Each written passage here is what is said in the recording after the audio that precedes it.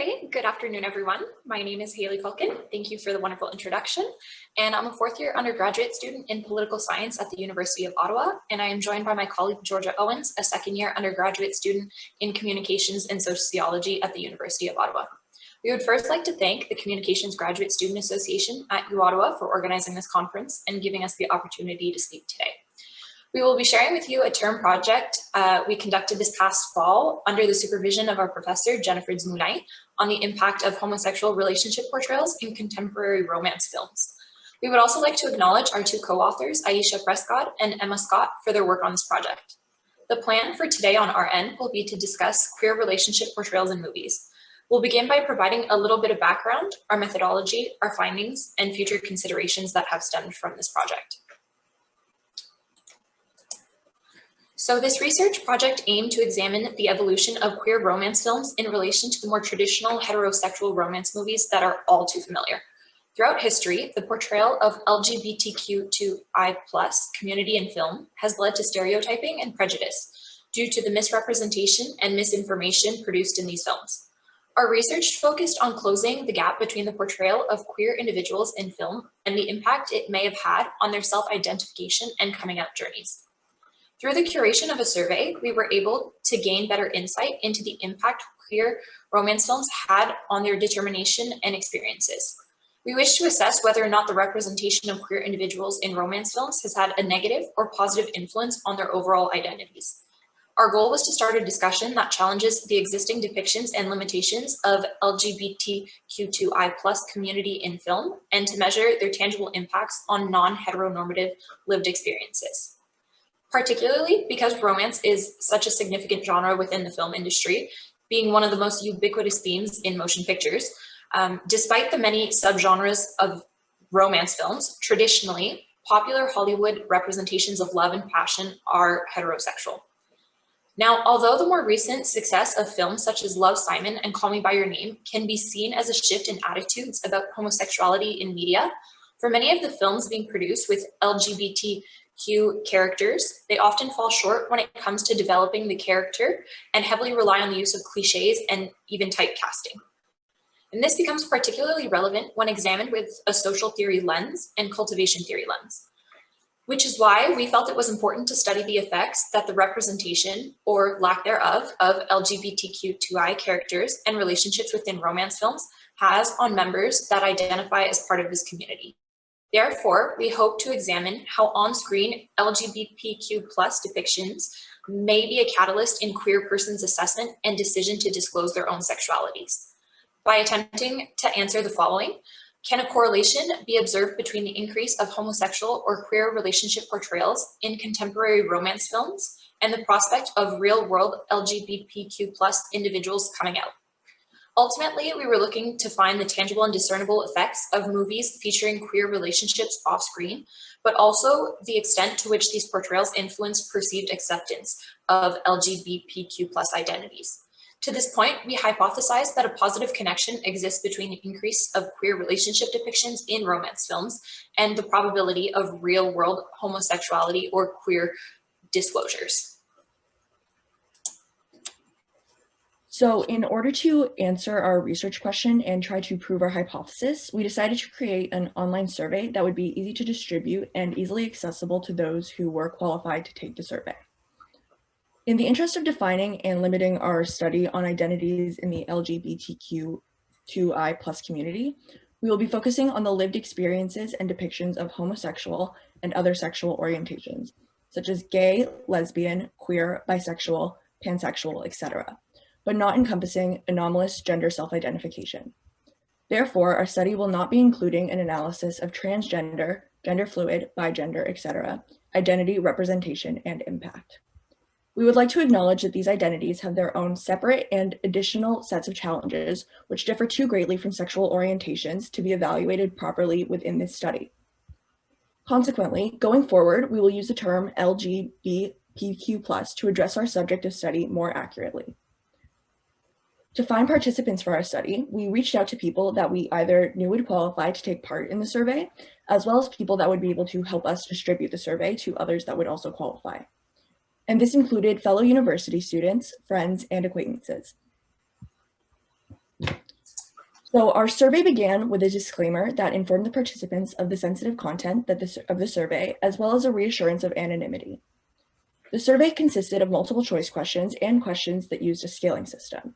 And some examples of what our questions pertain to included queer representation in films, number of queer films that the participant has seen, questions about aspects of self-discovery, coming out, self-identification in relation to films, and also the participants' families' views regarding queer representation in films and how these have impacted their self-identification. We did not include any open-ended questions in order to avoid ambiguity and confusion, and we felt as though the scaling questions allowed people to give accurate answers while still being able to express themselves thoughtfully. And we also included a feedback section in which we encourage participants to leave any additional comments or feedback in relation to the topic or the survey itself. In terms of our findings, we received a total of 31 responses on our questionnaire, 24 of which qualified as participants in our study, therefore persons identifying as part of the LGBTQ+ community with a non-heteronormative sexual orientation. Our participants primarily consisted of individuals who identified as either gay, bisexual, or demisexual, and others included pansexual and lesbian persons. As there were a total of 26 questions after our preliminary qualifying survey, we don't have the space to showcase all of the answers, but in this next section, we've chosen to highlight the most pertinent and surprising data. In the first section of the survey, which pertained to movie viewing habits, most participants felt that they did not regularly engage with LGBTQ+ movies, as they tended to make up less than a quarter of the content they consumed, with no one answering more than 70% of movies viewed. More than half of the respondents felt that there were even fewer movies that showcase queer relationships, and a majority answered that less than 10% of movies they watched depicted concrete LGBTQ+ struggles. Next, we had asked respondents to select from a list of popular LGBTQ+ films the movies which they had seen. These included films such as Brokeback Mountain, The Half of It, and The Perks of Being a Wallflower, and many more. Now, we were not looking for impact from a specific movie, but rather the overall impact of these kinds of movies as an ensemble. And overall, 84% of respondents answered that these movies had a significant impact on their lives, with 48% stating that some of these movies were impactful. Meanwhile, 36% said most of the listed movies were significantly impactful in their lives. Further, and perhaps unsurprising to us, most respondents also felt that the LGBTQ+ community was not only not commonly portrayed in romance films, but also largely inaccurately portrayed in major motion pictures. Next, two of the most crucial questions had respondents gauge the level of influence LGBTQ+ romantic portrayals have had on both their self-identification and coming out journeys. 37% of individuals stating that exposure to LGBTQ+ films, specifically, was significantly influential to the self-discovery process, and no one had answered that it had no effect. And notably, 52% said that it had some influence on their coming out journeys.